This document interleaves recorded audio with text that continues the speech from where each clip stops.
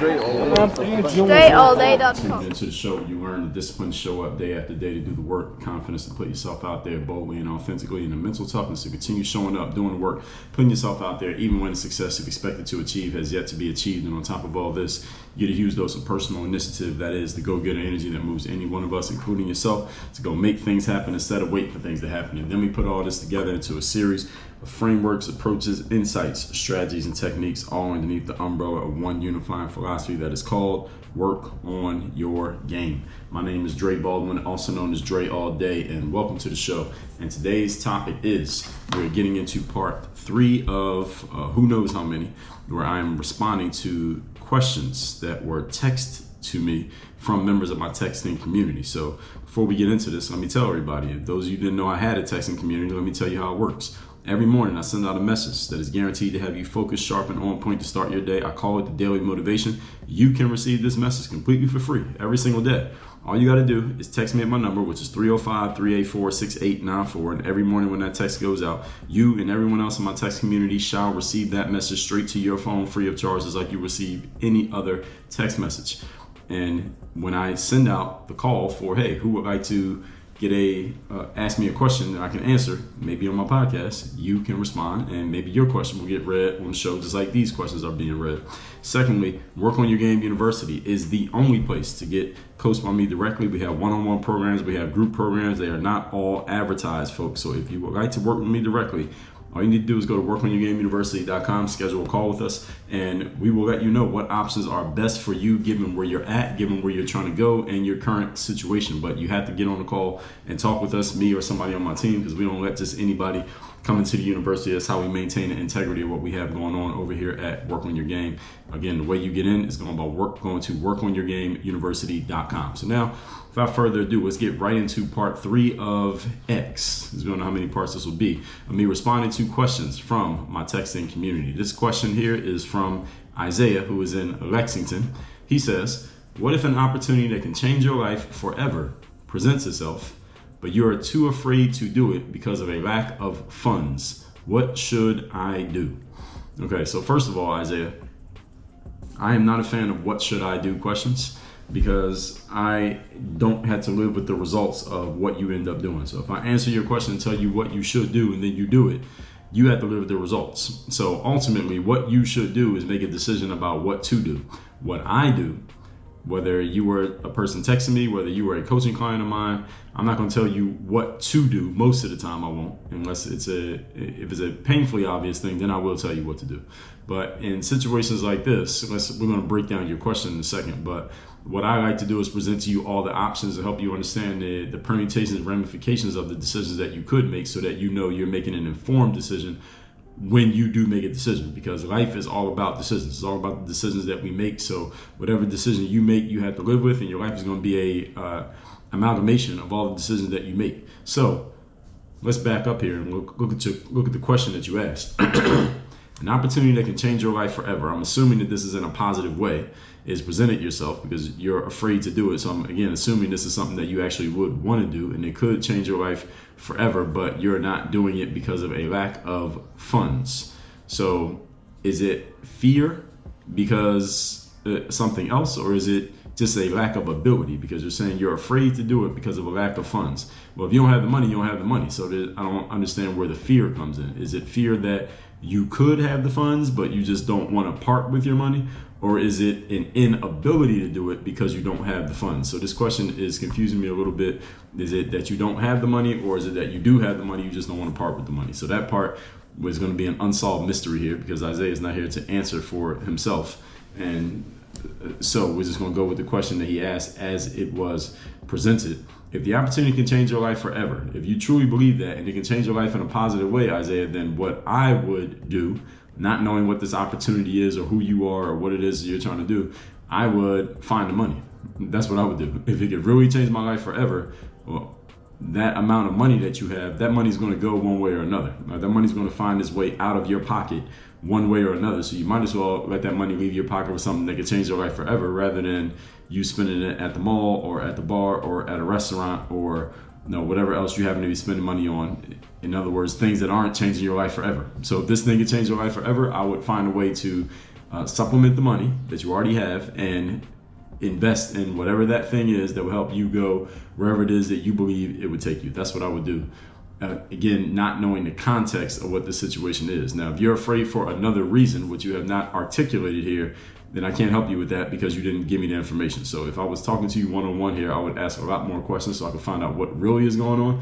Your question leaves too many things up for guessing and assumption, which is why I'm doing the best I can with the information that you've shared. So that's my answer to that question. So thanks, Isaiah, for the question. Moving on to point number 12. We're taking questions from my text community. This question comes from Tijani in Ottawa. Shout out to Canada. Tijani says, what objectives do you set for yourself and why? So this is the most straightforward question I've gotten so far, which is basic objectives. We'll just use that synonymously with goals. And I talk about goals, how to set them and where to set them and when and how to use them, all in my book called The Mental Workbook, which you can see over my left shoulder if you're watching this on video. The Mental Workbook is a book that you can get even if you're not watching this. Go to workonmygame.com/workbook. Again, workonmygame.com/workbook.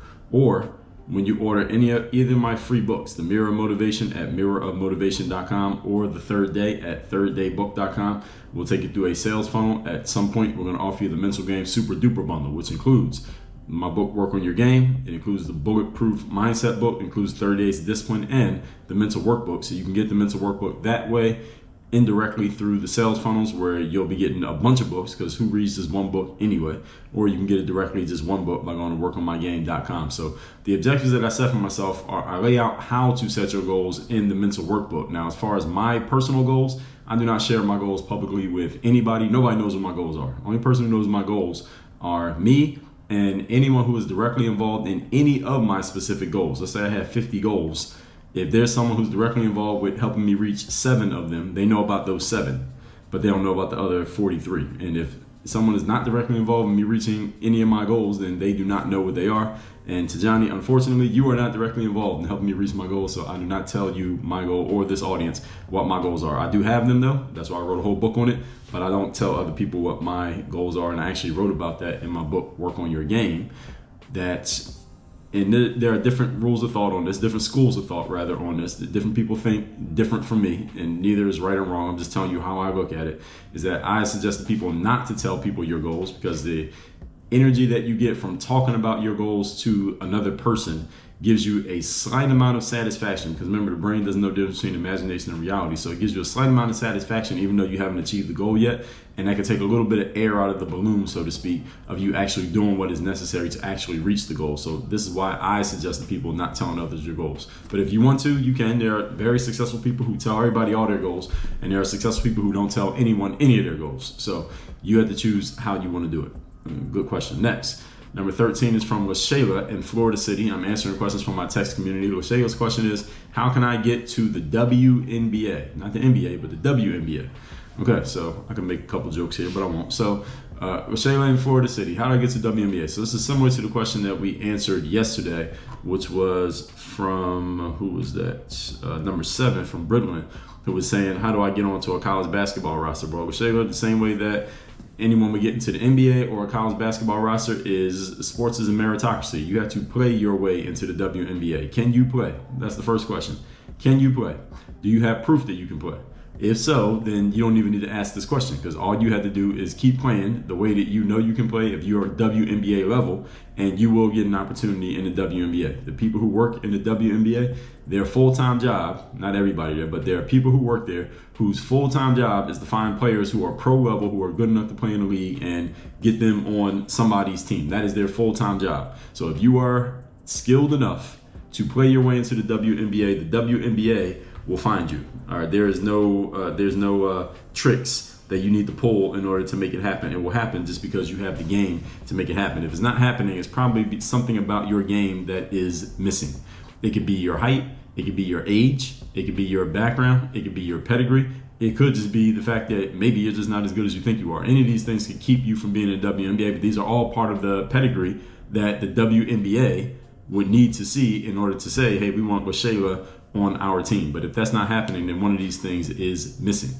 What I would suggest that you do is, first of all, keep playing and playing your way up to in different levels.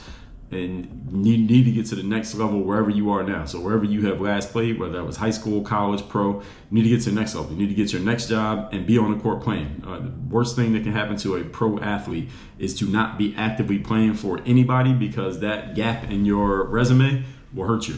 That will hurt you when you are being evaluated, especially against other players who don't have a gap in their resume. So wherever you last played or wherever you're playing now, keep playing, and keep playing at a high level to prove that you are WNBA level. But the thing about the sports world, folks, as opposed to the business world, it is a meritocracy, not 100%, but it's much more of a meritocracy in the business world. Is you have to play your way in. There's no hack around that. There's no workaround to your ability to actually perform on the court or field or track or pool when it comes to sports. Number 14, question is from Matt, and we're answering questions from my text community. Matt is in Boone. I don't know what state Boone is in.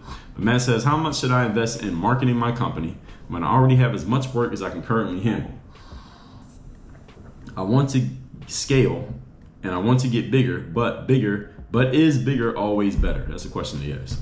Okay, so let's break this question down. So there are a couple different points here. How much should he invest in marketing his company if he already has as much work as he can currently handle? So first of all, Matt, this is an easy question. If you already have as much work as you can currently handle, why would you want to market the company? All right, why would you want more work? All right, you can't handle any more work. According to your question, you can't handle any more work. So the worst thing you could do is spend money on marketing your company, because that's going to lead to you having more opportunities to work. But you just told me that you can't handle any work. So you shouldn't market at all. You should spend $0. The answer is zero. You should spend zero on marketing because you can't handle any more work. Now, then he turns around the very next, after that question, he says, I want to scale. And scaling just means multiplying the results of your work, but not necessarily multiplying the efforts. So you're getting more results out of less effort. He says, I want to scale and I want to get bigger, but is bigger always better? So again, there are conflicting ideas here. So to answer the last question, is bigger always better? Not necessarily. He probably already knows that. That's why he answered. That's why he's asking the question. It's almost like a rhetorical question. No, bigger is not always better.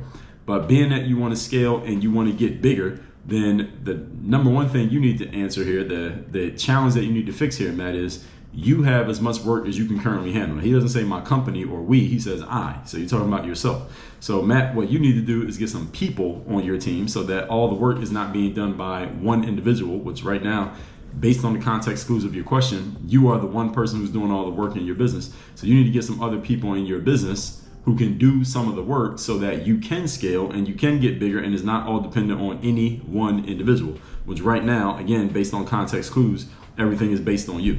Now, I may be wrong about that, but there's all the information that we have. So, Matt, no, bigger is not always better, which again, it's almost like a rhetorical question that he was asking. If you have as much work as you can currently handle, then what you need to do is start offloading that work onto people other than yourself. Hopefully you are charging enough money for your services. I don't know what kind of business Matt has. Hopefully you're charging enough money for your services to where it is feasible for you to offload this work and give other people jobs and opportunities, and then you can focus on marketing and scaling and actually putting the systems and processes in place in your business to where you can level up and market up. So Matt, in other words, all that being said, Matt, you need to be a member of Work on Your Game University. I mean, if I had to put this in the short freeze, that's exactly what needs to happen. You need to be a member of Work on Your Game University. So if I haven't texted, by the time Matt hears this, by the time y'all hear this, I will have already texted Matt, and he should be a member of Work on Your Game University by the time you all hear this. So Matt, welcome to Work on Your Game University. Next, Sophia, who is in Sacramento. We're answering questions from my text community. This is question number 15. Sophia from Sacramento says, if you made $20,000 per year, what would your first step be towards creating financial freedom for yourself? Okay, so this question requires us to fill in some gaps that have not been supplied by Sophia, but I can still answer this question. So if you're making $20,000 per year and you want to create financial freedom, first of all, we need to be clear on what financial freedom means. A lot of people this is one of those phrases that a lot of people throw out there, but do not quantify what exactly it means. Financial freedom is different for each individual person because it's based on you having the assets that are producing the revenue such that you don't need to go and work for or look for or acquire money, because the money is already coming in, and the money that is coming in is enough to sustain the lifestyle that you are living. So it depends on several things here, Sophia. How much is your lifestyle? Looking at all your bills, all your expenses, all the things that you are financially responsible for, whether those be people, places, things, cars, living expenses, food, children, are you financially supporting anyone else? All the things you are financially responsible for, how much money does that require from you because you mentioned $20,000 a year, so let's just say every year. How much money are you responsible for every year for all your expenses added up? Your baseline expenses, food, clothing, shelter, and everything you need to live. You need to know what that number is. Then you look at how much money you have coming in. Maybe that $20,000 a year is enough that does actually make you financially free. If your expenses are $15,000, you're making $20,000 a year, then you're $5,000 in the black every single year. Now, that does require that you're still working. I'm assuming that you're making $20,000 because you're actually working for it. Now, as long as you're working for it, then you're still working for money. Now, what you want to do is maybe take that $5,000 extra, that surplus, and you want to invest it into some type of asset, which is a vehicle that produces revenue for you without you actually having to work for it. And there are many different ways to do this. I'm going to throw some out there. I'm not telling you any of these is what you should do. This is not financial advice. You could invest in real estate, you can invest in stock markets, you can invest in bonds, you can invest in CDs, you could buy a business, you can start your own business. There are many different ways that you could use that money to create an asset that produces revenue for you to where you are not actually working for it, and eventually maybe get to the point where that $20,000 a year you're getting from the work that you're doing, assuming that you're working somewhere for the 20K, can be replaced by the revenue produced by the asset that you have acquired with that extra $5,000 that you're adding on to every single year. So that would be the first step to answer Sophia's actual question. The first step toward creating financial freedom is defining financial freedom. That's the first step. A lot of people throw out this phrase financial freedom, and you ask them what is financial freedom, they can't answer the question. Any of you who wants to become financially free, here's the thing you need to understand. Financially free is not a feeling. Financially free is a number. There's something that needs to be measured. I need to be making this much money per month in this way. That makes me financially free. And that number is different for every individual depending on your lifestyle and your financial responsibilities and also your desires. What do you want to do? All right, do you want to travel to Las Vegas and Miami and Hawaii 3 times a year? Do you just want to live in your hometown and just sit in your rocking chair and watch TV?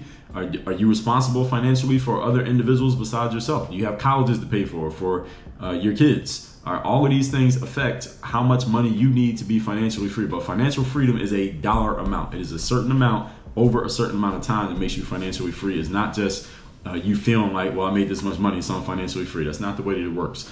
And this is a finance thing. And Shayla, you could talk to first of all, you can work through everything I just laid out there, but also you could talk to someone who works specifically in finance. There's some members of Work on Your Game University who actually do work in finance who I can connect you with if you're a member of Work on Your Game University. Because see, this is the value of being connected. This is the value of a law of association. And actually, I got a lot of several finance people who are members of Work on Your Game University. And I'm not in finance, so I don't know why. Actually, I do know why many of these people seem to be attracted to the Work on Your Game message. I think because finance people are extremely analytical. They're objective. They look at things in black and white ways, and I fit that description even though I'm not a finance guy. So that's what I would do, Sophia. Next question is from Jorge in Miami. Shout out to Miami. First question from Miami. Jorge says, and I'm answering questions from my text community, by the way, those of you want to know what this is. Jorge says, how many sources of income have you created and how?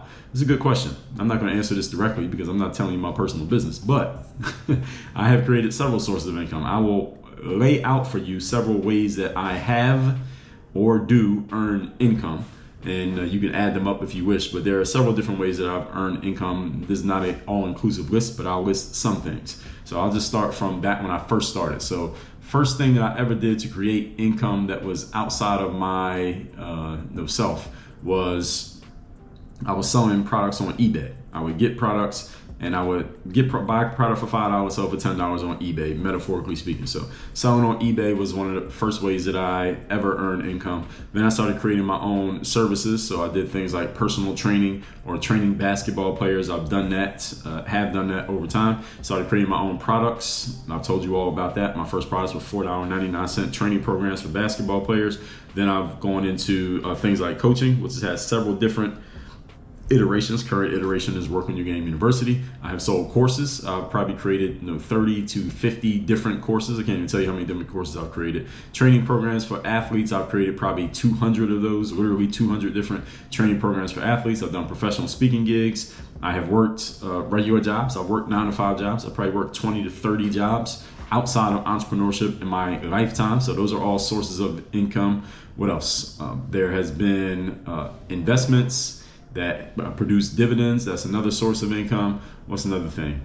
Let's see. Courses, coaching, training. I mentioned professional speaking is another thing that I've done. Consulting, which is different from coaching. Coaching is usually when you're working with an individual or a group of individuals and you're working with them on a personal level. Consulting is, you can also consult with somebody on a personal level, but I also think, when I think consulting, and different people use it in different ways, when I think consulting, I'm thinking of working with a business and helping them with their business thing. So I'm working with the business itself, not just an individual in the business. So I consider that consulting. Again, different people use that in different ways, and some people even consider coaching just under the umbrella of consulting. Excuse me, I'm just differentiating them so y'all understand. So I've done that, working with businesses directly, and I'm not thinking of others off the top of my head. So those are several different ways I have created sources of income, and there's probably others that I'm not even thinking about. There's ad revenue on the internet, so places like YouTube. I've been collecting ad revenue on YouTube since probably 2009, I think, when that first started. There is kickbacks from doing things like Facebook. Meta has bonuses for Reels. When you post Reels, they offer bonuses for that. So like money that you get, I don't know how they generate the revenue for it, but I get money, you get money monthly from Facebook/Meta, who owns also Instagram, for the Reels that you posted and the revenue that they've generated. How they generate revenue, I don't even understand. I don't even care to understand, but there's revenue from that. There is also, it was something else. Oh yeah, Amazon. Product sales, so things like books, physical products. I have a ton of books. Y'all probably already know that. So there's sales from that. There is sponsors. So right now at Work on Your Game, as of today's recording, who knows what may change between now and then, but we have sponsors like AG1 is a sponsor. That's the nutritional supplement. There's AquaTrue, which is the water filter supplement. There's GoPuff. They're also a sponsor. So those are all different sponsors, and we get revenue from that. So there's others. I'm not even thinking of them all. We'll just leave it at that. That's enough. I think I've given you enough ideas there, Jorge, to answer your question. Thanks for asking. Next, let's go to answer one more here for this episode. It'll be from Larry, who is in Anniston. Don't know what state Anniston is in. I'm answering questions from my text community. Larry says, here's the question. Is our society getting dumber? Well, this is more of an opinion thing. I don't know if Larry really thought out this question, but I guess he just wanted to know my answer. My answer is our society getting dumber?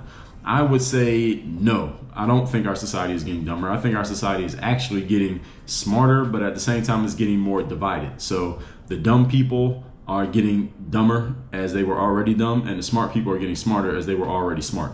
So in general, I think society is pretty much staying the same. That's what I think. I think it's pretty much staying the same, because the smart people are getting smarter. They're realizing that they can't trust somebody's word on information anymore. They have to get their own. Therefore, they're getting smarter because they have to do more work to get information. And the dumb people, they probably didn't trust information back then anyway because they were too dumb to realize it. And now they're just believing whatever they hear, maybe on a headline or something, a short thing, a quick thing.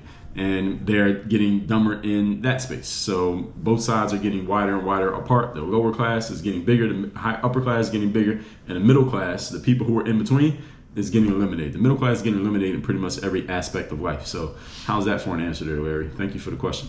So with that said, let's recap today's class. We got up to number 17. Questions that we answered today started with Isaiah in Lexington. If an opportunity to change your life presented itself, but you're too afraid because of lack of funds, what should I do? Number 12, to Johnny says, what objectives do you set for yourself? Number 13, with Shayla, how can I get to the WNBA? Number 14, Matt says, how much should I invest in marketing my company? I already have as much work as I currently can handle. I want to scale, I want to get bigger, but is bigger better? Number 15, Sophia said, you make 20 grand a year. What would your first step be for financial freedom? Number 16, Jorge, how many sources of income have you created? Number 17, Larry, is our society getting dumber? So good questions, everybody. Tomorrow, we will go into the next part here. Again, we got about 40 more questions, so we're nearly halfway through here. And we'll go into the next part of me answering more questions from my texting community. If you want to be in the text community, you get my daily motivation text that I send out for free every morning. Here's all you got to do. Text me at my number, 305-384-6894. Every morning when the daily motivation text goes out, you'll be getting that message straight to your phone, free of charge. Secondly, Work on Your Game University. We just opened up a new group coaching program there that is unadvertised. If you want to be part of the group coaching program, get coached directly by me and by my assistant coach and get direct access to me and to other like-minded people. Those of you always talking about you want to be around like-minded people, I'm giving you the opportunity to do it right now. So no nonsense, no excuses. WorkOnYourGameUniversity.com. Schedule a call with us and we'll talk about it. Work on your game. Dre all day.